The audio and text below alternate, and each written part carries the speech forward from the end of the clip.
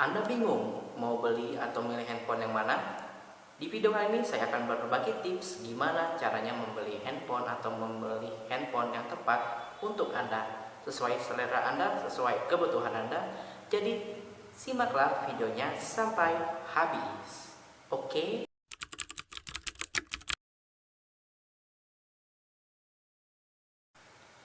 Oke, tips yang pertama adalah siapkan budget. Untuk membeli atau memilih sebuah handphone, tentunya kalian harus memiliki budget. Nggak ada budget, nggak bisa beli dong. Kalau nggak bisa beli, terus gimana? Ya mungkin minta. Kalau dapat, ya. Jadi budget penting ya. Siapin dulu budgetnya kalian ada berapa? 1 juta, 2 juta, 3 juta, 1 juta, 1 juta dolar. 10 juta atau berapapun triliun itu karena kalian sultan, bebas. Atau mau 1 koper, kalian bingung mau siapin dana berapa karena belum tentu belum ini ya, belum tahu harganya berapa, silahkan bebas. Intinya siapin budget dulu berapa. Tapi ya mungkin sesuai kebutuhan kalian beli handphonenya berapa, nyisin uangnya berapa untuk beli handphone. Jadi ya sesuai lah jangannya. Jadi siapin budget dulu berapa, oke? 1 juta, 2 juta, oke. Siapin dulu belinya berapa gitu. Mungkin kalau misalnya bawa skoper nanti kalian hilap lagi beli handphone 1 triliun.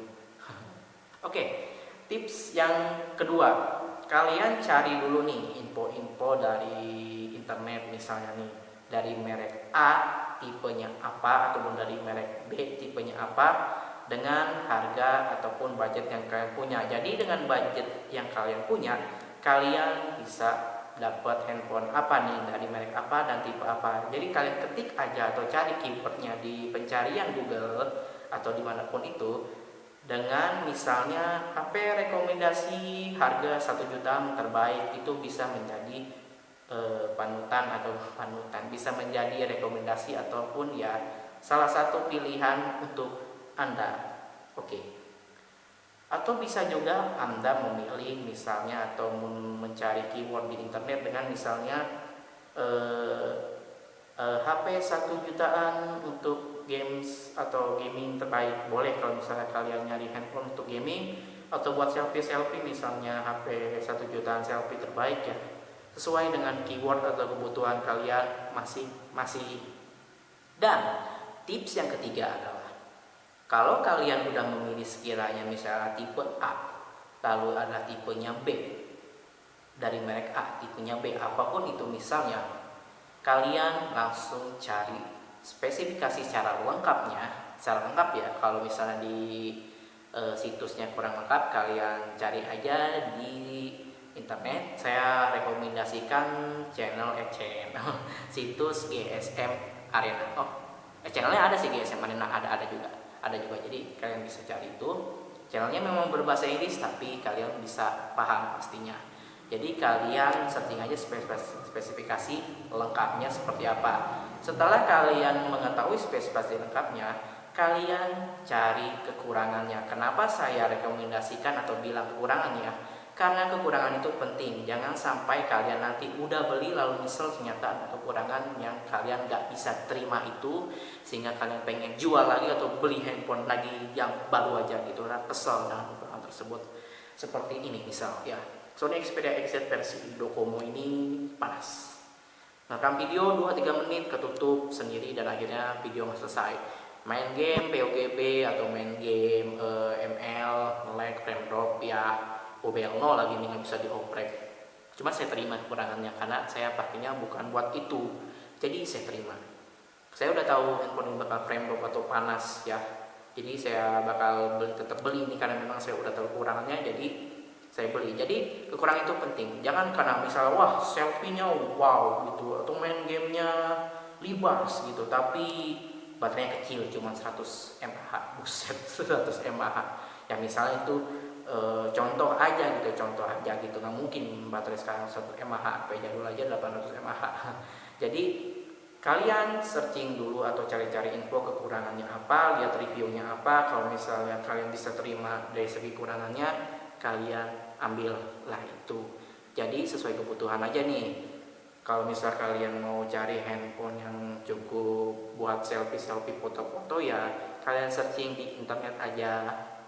handphone misalnya buat foto-foto terbaik dengan sesuai budget yang kalian punya, tipenya udah ketemu, carilah kekurangannya, bisa kalian terima, kalian ambil itu ya.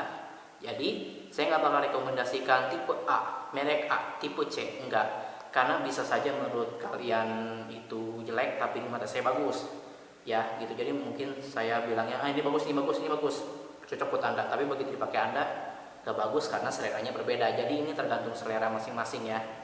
Apa kalian mengerti? Semoga mengerti ya. Lalu tips yang keempat, beli handphone bekas kalau misalnya harga barunya nggak kalian jangkau.